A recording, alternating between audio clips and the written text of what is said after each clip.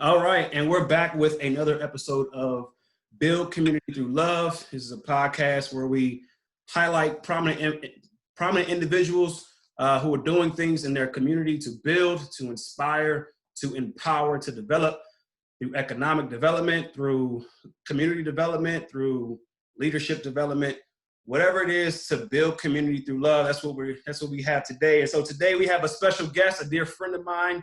Her name is Krystal Beachum. Real quick, I'm gonna read her bio, but I want her to go into what it is that she is doing, who she is, and then I will let her take that away. So real quick, Krystal Beachum is an author, speaker, and entrepreneur. Krystal has been able to work for some of the notable brands and organizations in sports like the NFL, PA, LPGA, and the Women's Final Four. She became a published author of For the Other 98%, the ultimate guide for student athletes to go pro in entrepreneurship. This was published in 2017. She is currently a venture capitalist in residence at the W Fund. This is based in New York City, where they invest in traditionally underfunded founders who build innovative, profitable technologies and communities that will generate big returns. Krystal is the founder of Student Athletes Unite, where she helps student athletes create businesses and create career opportunities. She teaches an online accelerator that teaches student athletes how to get paid, stay eligible, and explore entrepreneurship as a career. Krystal has developed a program that now supports over 5,000 student athletes regarding career paths, resumes, and applying for internships. The NCAA has featured the work she does with student athlete entrepreneurship. She thoroughly believes that entrepreneurship can help athletes achieve more. Real quick, just to tell you about how me and Krystal met, we were able to serve together. The two of us went for grad school to the University of Arkansas, and both of us were able to serve as executive board members for the Black Graduate Student Association. It was at that time where I saw the power of her vision, the power of what she was looking to achieve, and the power of her just understanding network and understanding the importance of building community around her so that she could pour into people, people could pour into her, but ultimately so she could be able to help folks help her build her bigger vision. And so she has been all over this country throughout sports, throughout athletics, on the player side and on the admin side, really just plowing away, trying to support student athletes and get them to a level where they see themselves as more than just a commodity, but see themselves as a business. And so real quick, Krystal, go ahead and introduce yourself to everybody, who you are, where you're from, and anything that you want us to know. Wow, that was an amazing introduction. I do appreciate that. But again, my name is Krystal Beachum. I am a former student athlete from a small town in Texas. It's called Mahia. It's in the middle of nowhere. We have more cows than people. I decided to go the junior college route because I blew out my knee, and I stayed 2 years there, redshirted, and then I went to Henderson State University for 3 years. Again, playing basketball, got an athletic scholarship as well, and then from there, that's when I started my first business. And I knew that if I can do it, still creating money and still creating income, staying eligible, but also still excelling on and off the court, I knew if I could do it, other student athletes could do the same. And so I knew at the time I wanted to either do two routes, either go the pro route, which is again going overseas, or go to grad school. I was leaning more towards the professional route because again, like no one in Mahia has done something like that as far as like a woman, and I wanted to be one of the first. That didn't happen. I actually was I got re-injured, and I was like, okay, well let's go the grad route, and I decided to go to the University of Arkansas. Of course, that's where I met Joey. Mm-hmm. Call him Joseph. So, and then I got a scholarship, but I also was able to be a grad assistant at the University of Arkansas in college athletics. So I worked with women's basketball, volleyball, and women's tennis. And some of the things that I saw, of course, they have all the amenities, all the great resources. But what I saw is that some student athletes wanted to create businesses, but the athletic department didn't know how to help them. And of course, the University of Arkansas is one of the top 5 power schools. So it's like they have all these resources, but when student athletes are wanting to create businesses or create a side hustle, they had no way to help them.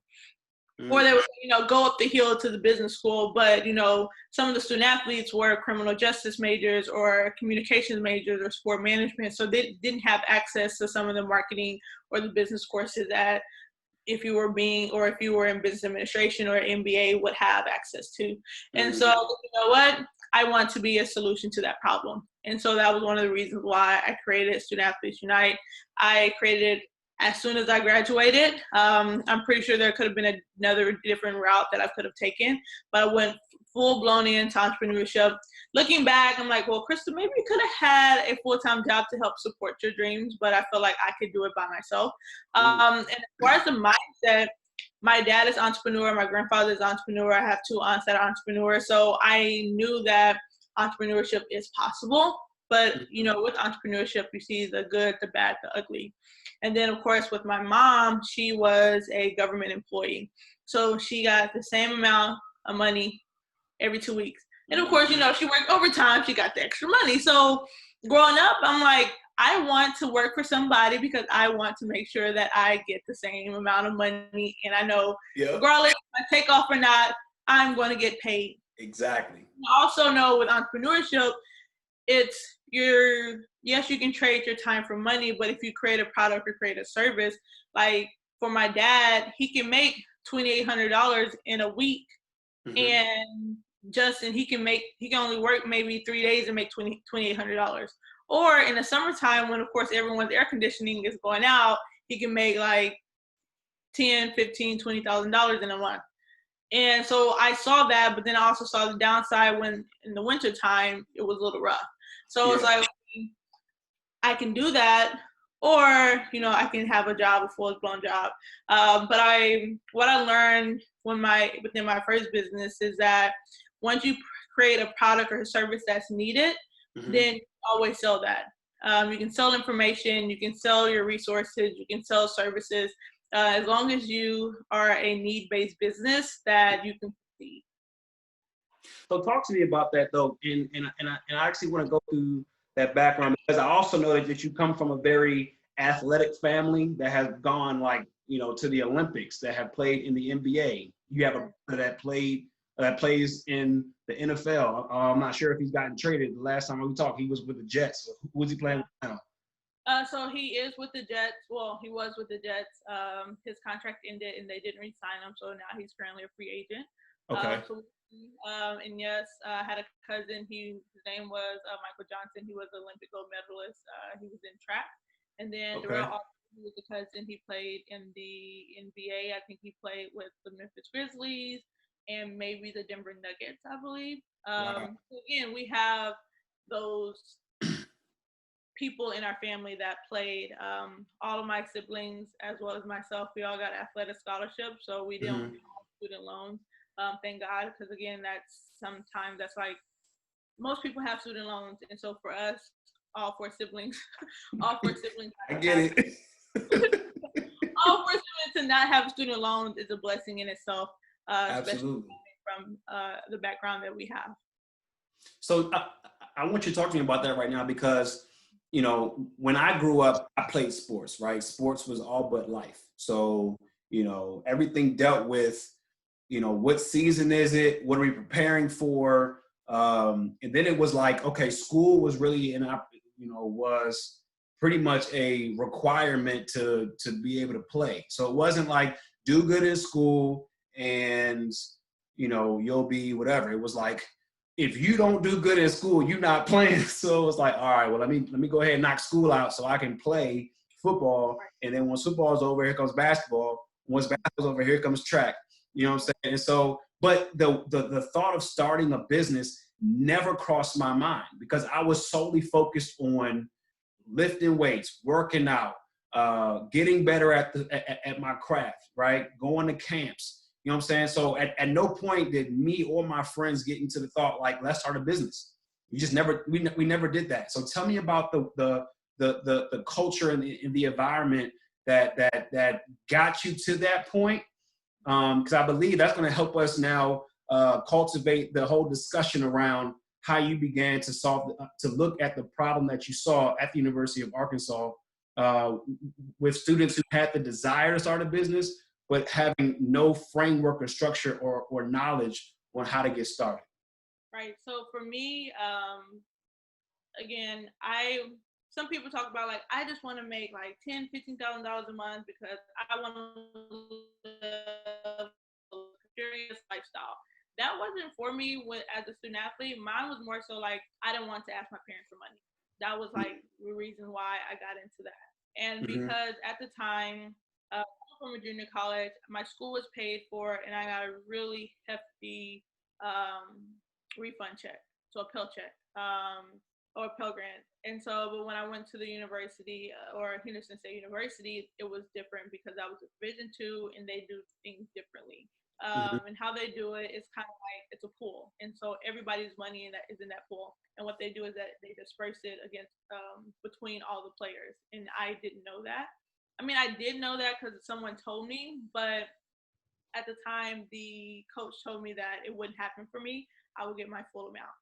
And he texted to me. I should have taken a screenshot and saved it. I don't know. I should have done that, but I didn't. So when I got there and it was my time to get my Pell Grant, I think I only got maybe 500, maybe. And so, mind you, I used to get about $2,700, $3,000. Yes, my Pell Grant was really nice. But again, like that 2,700 will last me from September till December. And so I didn't have to ask my parents for money. So for 2 years in junior college, I didn't have to ask my parents for money. I actually gave them money out of my Pell Grant to say thank you, because the reason why I have this Pell Grant is because of you. Like at the time, yeah, my dad's an entrepreneur. My mom, she works for the state, so they combined income. They didn't have the income where they had the income that I could accept a Pell Grant. So I'm like, you know what, y'all blessed me to have this, so I'm gonna bless you all back.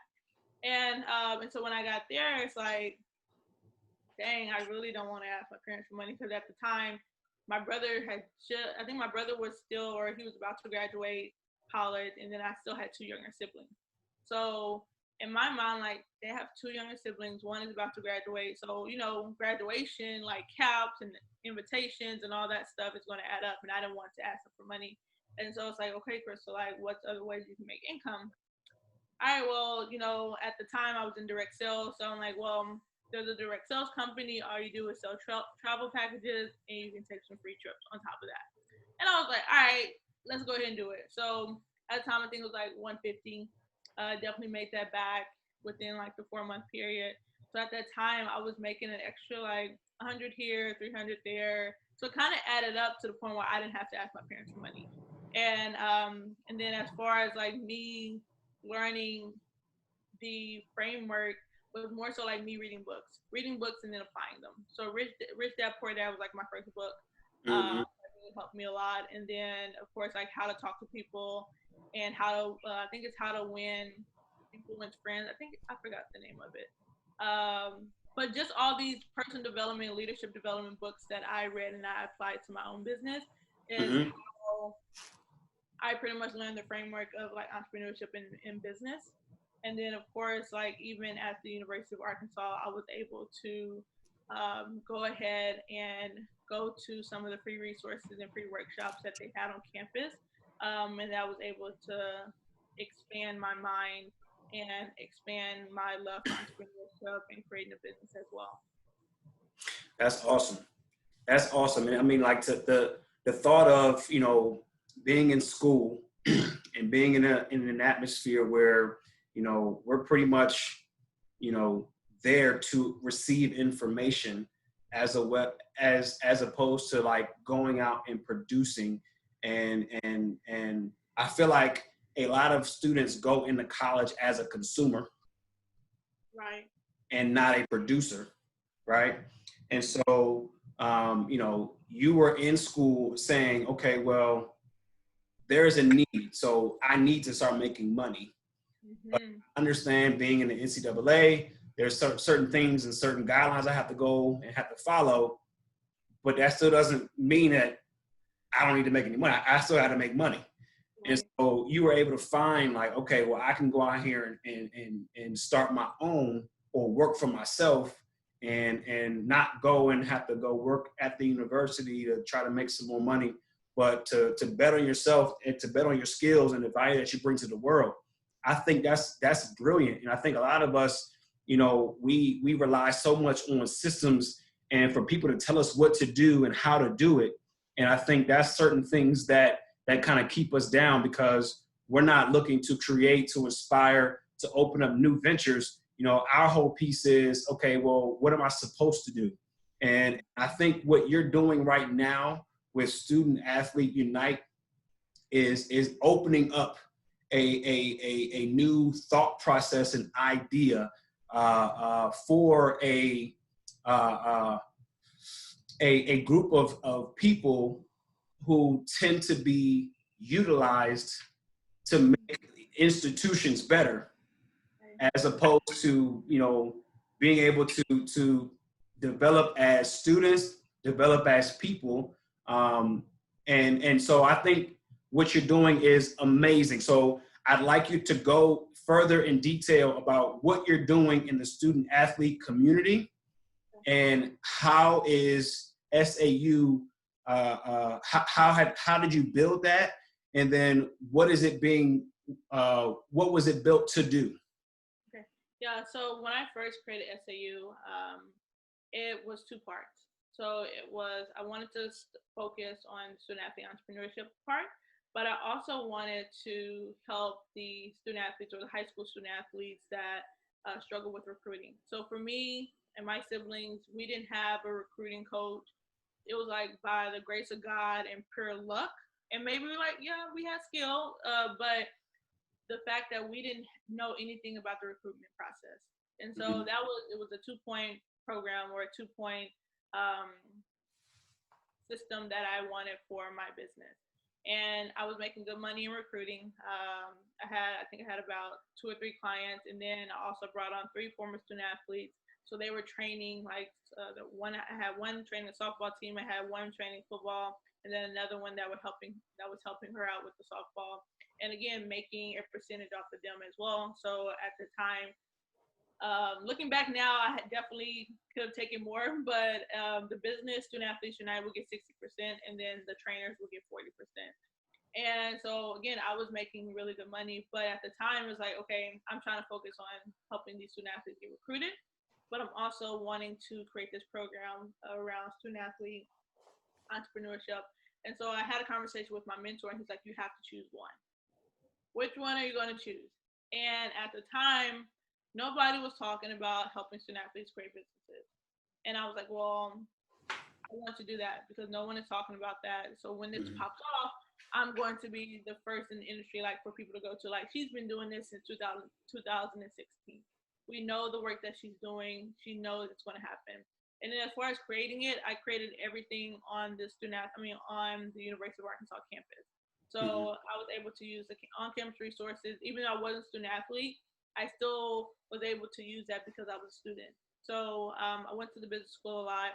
I went to the business consultant. Her name was Martha Lundigan. She's no longer there. She's at Startup Junkie now, which I know you just did a event with them.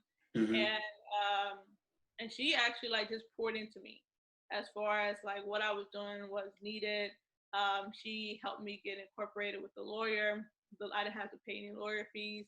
All I had to pay was to get my business incorporated as an LLC, which was $40. I was telling him like, "Are you sure? It's $40." He said, "Yeah." I said, "Well, can I pay you now, just in case you change your mind?" He said, "No, I promise I'll send you the invoice," and it was $40. So I was definitely lucky in that aspect of lawyer fees, and that's basically how I created it, and like how I started it, and how I've been able to pivot strictly into focusing on one thing. Because I know sometimes when you focus on 2 or 3 things, what I've learned is that you can multitask, but you can't multi-focus. So that's for me. It may be for other people, but that's for me. And so my vision, again, is to focus on one thing and to build that up. And then again, like I'll focus on something else once I've been able to build up this business. But I definitely want to make sure that my business and this initiative is impactful as well as lucrative for my business. So there's a big discussion around, you know, should student athletes get paid? So it sounds as though you're saying, you know, that could also be the question, but the other question should be, are student athletes being trained to think like a business as opposed to think like the rest of students think, I need to get my degree while still having to toil through a grueling student athlete schedule, you know, waking up, having practice, study hall, class, study hall, practice over and over and over again.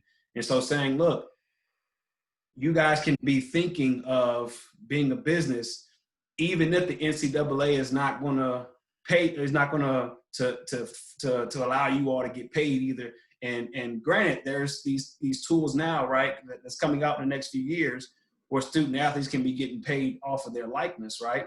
But that's only going to be a certain percentage of the student athletes, right? And so how do the other, like you say, how do the other 98% make things work moving forward from that way? So what are the goals and objectives that you have in looking to inspire the student athlete community and build around them in order for them to start thinking more entrepreneurial, having a more entrepreneurial mindset?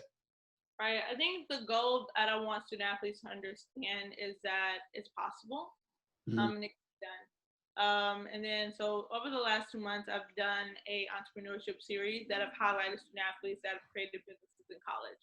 So again, and I think all of them have been Division I athletes. And again, Division I has been, it's a myth that they don't have the most time. They don't have any time. And it's like, there have been athletes that have created like from $100 to $500 a month. I had a student athlete that created $10,000 in a 6-month period on Etsy. And so it's like, and again, she was one of the top players and the top contenders in her conference for tennis. And so it's like, and then I had a football player that, again, direct sales, he was making a good $300, $500 a month. So it's like you see these people and you see these people that look like you, and you're like, okay, this is possible. I can definitely do this. And then as far as like, again, that yes, student athletes may have access to the name, likeness, and image, but what I want student athletes to understand is that we live in a social media world, and there are a lot of things that you can do on social media now that you couldn't do 5-10 years ago. So you can do, say for example, this Division II athlete, he's like a really good football player and he has like 10,000 followers. Okay, maybe you can do shout outs for like $5. And you can make a good 20, 30, 40 bucks just doing shout outs to help people get followers. Or there may be a Division I gymnast player or a gymnast, and she has maybe 30,000 followers, and someone wants to brand with her or someone wants to work with her, but she's a Division II player, but she has all these followers. Or, you know, there are people that want to buy things because they like, trust you, and they know you. So they're like, right now I'm working with a football player. He's an incoming freshman at a Division I football program. And he has already gotten sales just based off his community, based off his parents and his friends and his family and brothers and sisters and just everyone that knows him, likes him, and trusts him. And this is without any social media. And right now he has about 2,000 followers. So imagine once he gets to the university he plays at, maybe in 4 years, he builds up his following to about 10,000 followers, but he still started that t-shirt brand. So that's 4 years of consistent income, like $100 here, $20 here, $30 here. And it's like, once you start, yes, it's going to be hard. It's extremely hard because you're still trying to figure it out. But after 4 years, that's when a lot of businesses hit because they've gone through the trenches. They know what they can and cannot do. And even for student athletes, what I want them to understand is that it's easy for you to take an hour of your day, 2 hours of your day to work on something. You may work on your business plan for Monday, Next, you may work on like your financial projections on Tuesday. On Wednesday, you may work on your marketing plan. But those hours are compounded until to further your business. And so again, like you may start as a freshman, but once you are a senior, you're like, yeah, I got this down. Yes, I'm going to the NFL, but I still have this business that generates like $1,000 a month in sales or $5,000 a month in sales. That's just going to be my play money, or that's going to be money put back. Or even if he's not going into the NFL, he's like, you know what? I'm just going to go full time into my brand, and I'm going to scale it. But you've learned and you've been able to use these on-campus resources to learn more about your business and how you can better help your business, that when you do graduate, you have options. That's what I want student athletes to understand, is that you have an extra option. So and the good thing about you is you're doing this not off of something that you've learned, not off of books you've read or other people's opinions. You've learned this from your own experience, because if I remember correctly, and I'll let you take the story ahead, but I remember talking to you right before you graduated, and as you were writing your first book, you were saying, you know, your mentors was like, why are you leaving graduate school and not pursuing a job?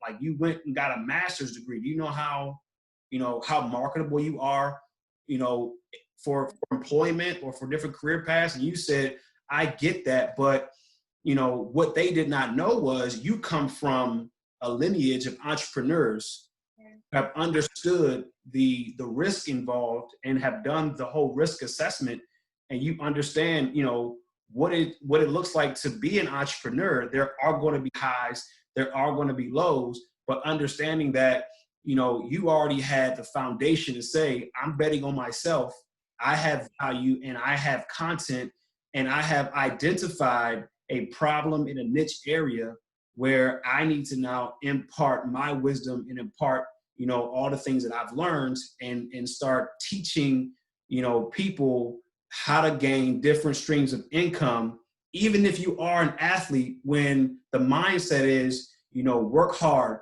give us your body so that you can make us all this kind of money, even if you don't get paid in return.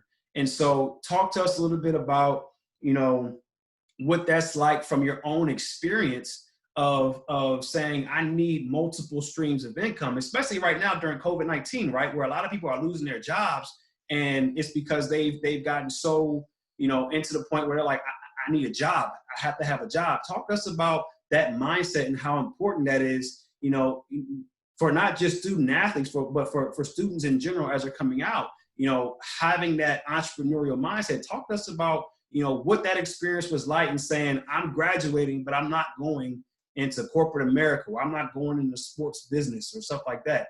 What was that experience like?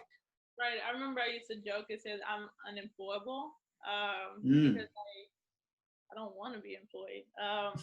And it wasn't like because I was arrogant or anything, but kind of like what you talked about, like I wanted to bet on myself. And again, I've done internships and graduate internships, so I saw that, you know, you can be in this position and you're making $36,000, but it's like I also have a master's degree, but it's still capped at $36,000, like starting pay. And then even when I interned at the NFLPA, at the time I think it was 36,000, and I was like, well, I could have stayed in Arkansas because that was starting pay for the academic counselor in college athletics. But what I've learned is that once you work in sports, it's it's a cool job. Like working at the NFLPA, that was a cool internship. Like I did a lot of amazing things. So I worked with the NFL draft. I worked with Madden. I was able to work on the Colin Kaepernick royalty report. So again, it was some really cool stuff. And even at the University of Arkansas, but it's like everyone can do that job. Like if you don't want it, cool, we'll find somebody else that wants it, because everyone wants to be a part of this industry. And I felt like for me, it's like I could, even within college athletics, like I turned down a job at Kansas State. Like there was somebody who wanted to connect me, like, hey, there's this job opening. I know you're about to finish your degree. You should get this job. And I was like, no, I'm okay. And she was like, but it's a good job. I understand that, but I'm fine. I'm okay. But it's because, you know, within college athletics, there's a lot of politics that plays into that. And honestly, there are some things that I couldn't deal with, and I knew I wouldn't have been able to if I would have been in that position. And I feel like I can help more student athletes outside of the NCAA than I can within. And yes, there are student athletes or there are athletic administrators that do amazing jobs within college athletics. I just knew that wasn't for me. And then as far as like people, what's going on now is that what I've learned is that information sells. There's something that you have, there's a story that you have that someone wants to get to where you are.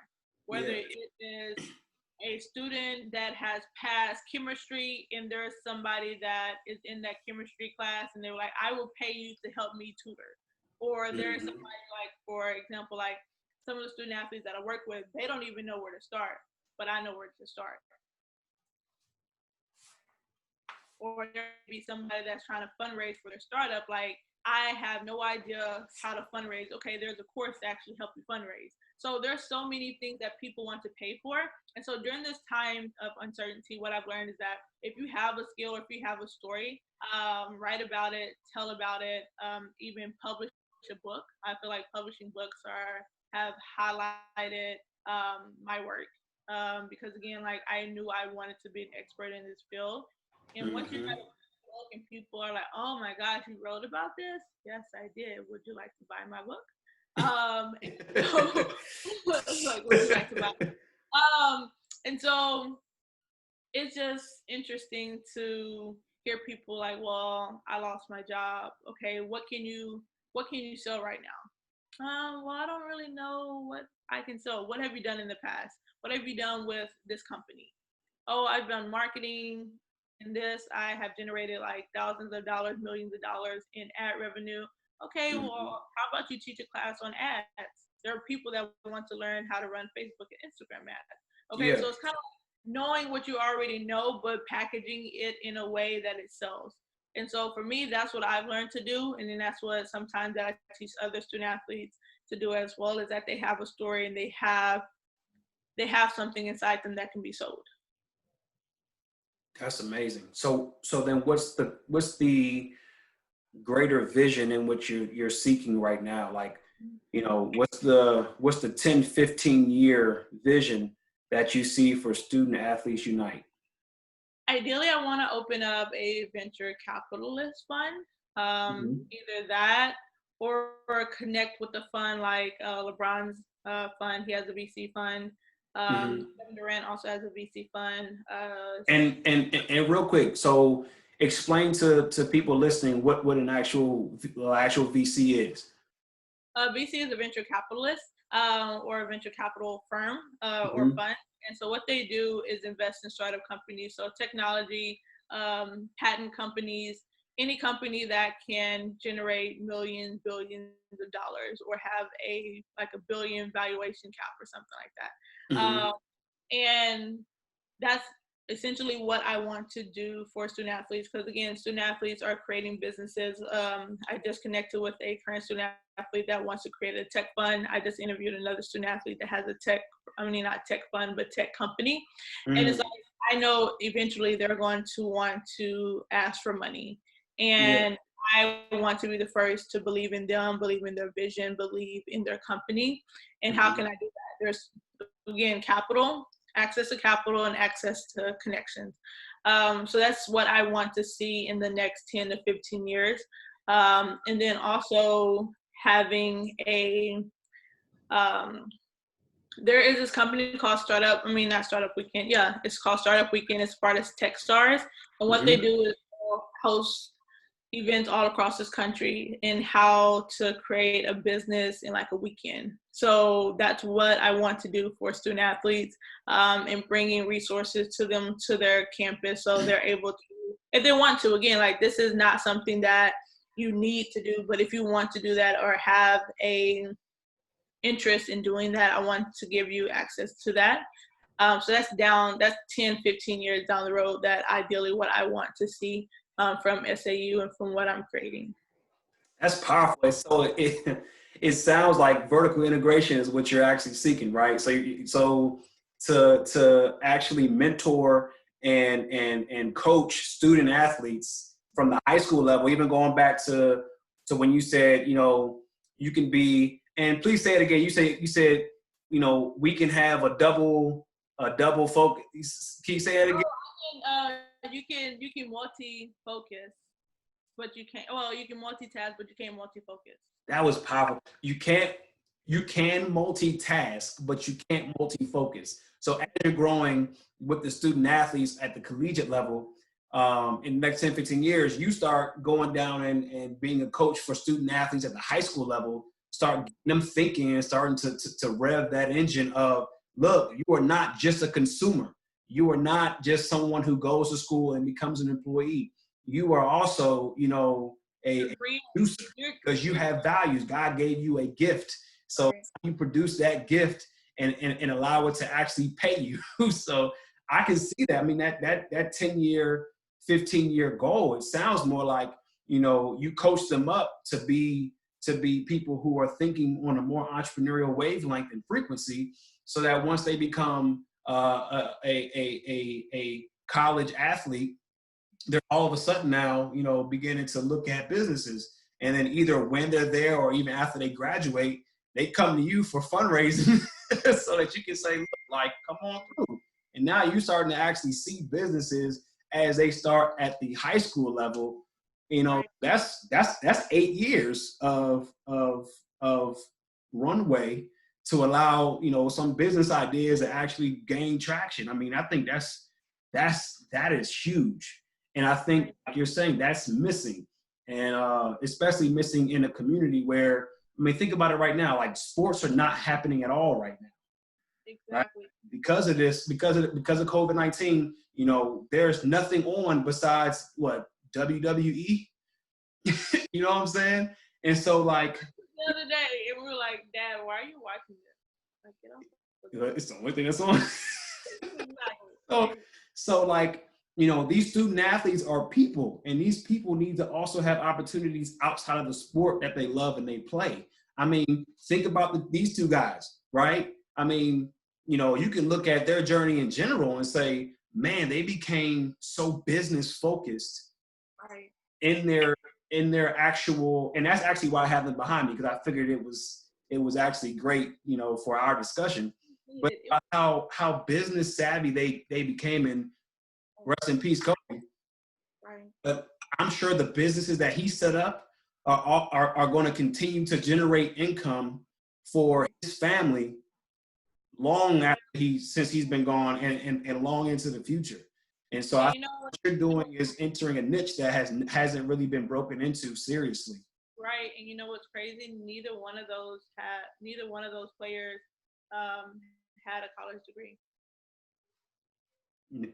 That's the. But I didn't think about it. That's crazy. Right, but what I've learned from even my dad has an 8th grade education, but what I've learned, there's more than one way to be educated. And so it just shows that, yes, college is needed. I think it has great resources. You have great experiences. But sometimes life experiences are much better. And you can definitely tell by the walls or the jerseys that you have on that wall. Absolutely. So tell me, who are the people who influence you to do the work that you're doing now, and then why? My mentor Tim Lampkin, he's been with me since 2016, and he first believed in what I was creating, what I was doing. My brother, he acts as a mentor / advisor / a critic. But you need those people in your life to help you think and to help challenge you. And that's your brother, Kelvin? Yeah, my brother, Kelvin, my older brother. I do have a younger brother as well. But Kelvin is a really great piece of the puzzle. He's also an investor as well.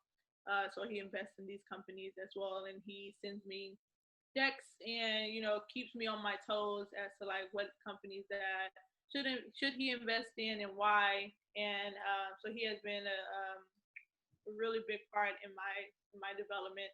I don't really have any women that support, or not even women that support, but that I look up to. I do have one. Her name is Erica Smith. She's been supporting me since day one. She's actually one of the people that I mentioned in my book because she created business in college. It was a startup company as well, and now she's in the corporate. So those are the people that not only I look up to, but that have been with me since day one, since this was a vision, the ups, the downs of everything. So those three people have been with me along the way. Mm-hmm. So with the ups and with the downs, with having experience of your father being an entrepreneur and having his own business and coming home with, the highs of highs, but also coming home with the lows of lows, what types of challenges have you faced since you've been out of your master's program and as an entrepreneur, pretty much moving from Arkansas to, Washington, D.C., where the price of living is completely different, being up in the Big Apple where the price of living is completely different. How are you overcoming some of these challenges which you're facing? So for me, I think the hardest part has been the fact that people didn't see my vision at the beginning of this in 2016. Because again, at the time, I had brought it to the University of Arkansas, and it was more so like, oh well, just create a business plan for this initiative. And I'm like, I just created a 15-page business plan for my business. Why do you want me to create it for this? And at the time, again, looking back, it was just an idea.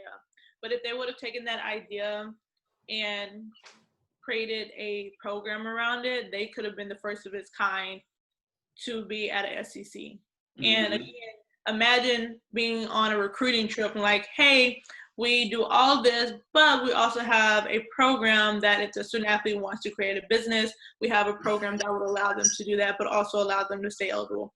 I think that would be a great selling point for a student athlete. Like, just me personally. Like, oh, I'm sending my son a football player. Yes, I know he may be going to the NFL, but I feel like this initiative, if he wants to create a t-shirt brand, I want him to go to this school because this is the only school that's offering that. And then so I think that has been the hardest part for me, even still to now. Thankfully, people are coming around because the rules are changing. And it's like, oh my gosh, like, Krystal, we know you've been doing this for a while. Would you want to come and speak? I think that has probably been the hardest challenge for me, was getting buy-in from colleges and universities. Still to this day, again, the hardest. And I think that's probably been it. I think that's like my number one challenge. Is actually finding the niche, is knowing the niche and pretty much cutting into a path that doesn't really exist yet. Yes. Now that makes sense. I mean that's everybody's issue, right? Like, if I remember reading Building on Bedrock, it talks about how Sam Walton had to carve that same path. Walt Disney had to carve that same path. So, I mean, what it sounds like is you are breaking ground, and society, and from a legal standpoint, things are starting to move. And as player likeness and being able to profit off likeness really comes a reality, you're already prepared to let that, to ride on the coattails of this new thing. And that's going to take your business to a whole different level. So that's looking like it's getting ready to do some awesome, crazy things. Last question right quick for you, or maybe second last. I think I may have one more for you. Okay. We all desire to live a life, filled with purpose and passion, and being able to pursue, things that, we're passionate about, and that fulfills our purpose. Right. Tell me if you've been able to find the intersection of purpose, passion, and paycheck. I believe I have with this business, because again, like, I'm all about making an impact. I've always been like that. And then what I've learned is that even in business, if you can't do it for free, you won't last long. Because again, I feel like that again is the intersection of passion and purpose. Because again, right now I'm offering free services just because I love what I do. Like, I love speaking with athletes. I love hearing their ideas and helping them bring it to fruition. Like, and I actually have a call with a student athlete now or not now, but later tonight, about her business and like her nonprofit of what she's thinking, and we're almost done with that. So again, like I've been with her for the last few months, just walking her through it, and just to see all of this come to life and seeing the light bulb in her head like go off, and the fact that again, I have done it for free for a few times, like with student athletes. And as far as like the paycheck, I know the paycheck will come. There's, there's a saying like, keep doing the work until your paycheck comes or something like that. But I also know that between my book sales and like the speaking engagements, that people know that it's needed because they pay me a nice chunk of change to come present. So it's like I know it's needed, and I know people are going to pay me for what I'm worth because of the passion and the purpose that I have behind this initiative. What I tell people is that, again, if you don't see yourself doing it for free, don't do it at all. Because again, you may start off with doing stuff for free just to get testimonials, or doing it as a barter service. Like, I'll do this for you, I'll do this for you if you do this.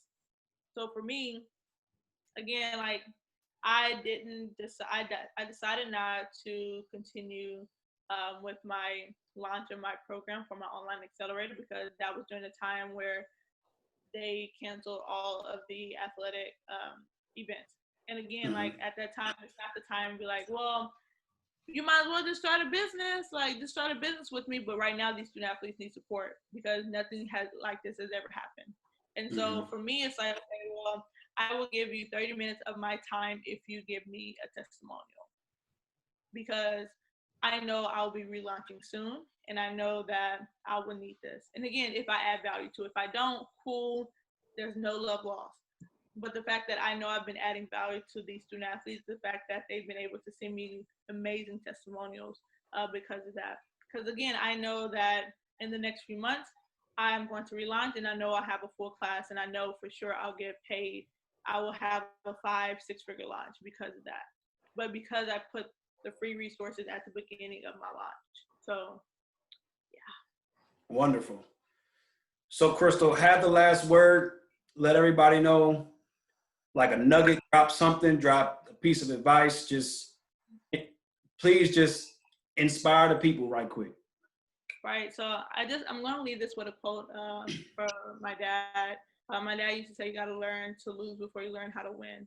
And he used to say that during my basketball games. Again, my entire team wasn't very good. I was pretty good, but my entire team wasn't. And I apply that in life today, because like losing is just like lessons. And, the more you fail, the more you learn. So actually you just have to fail faster to learn faster. And I realized that once you do win, and once you do make that money, and you master your craft and you master your message, that you look back and like, the reason why I'm able to do this now is because of all the lessons that I learned prior to me winning.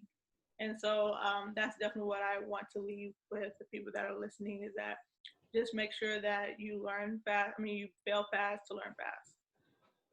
That is fantastic. You have to learn how to fail fast so that you can begin winning.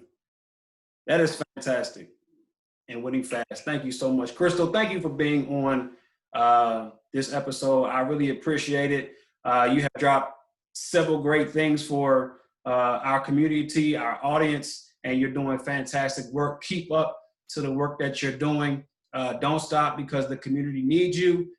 Keep on pursuing, and we look forward to your seeing you in the next 10, 15 years as you build this empire that you continue to work towards building. So this is the Build Community Through Love podcast with Krystal Beachum.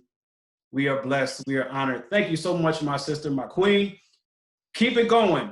This is the Build Community Through Love podcast. Tell them.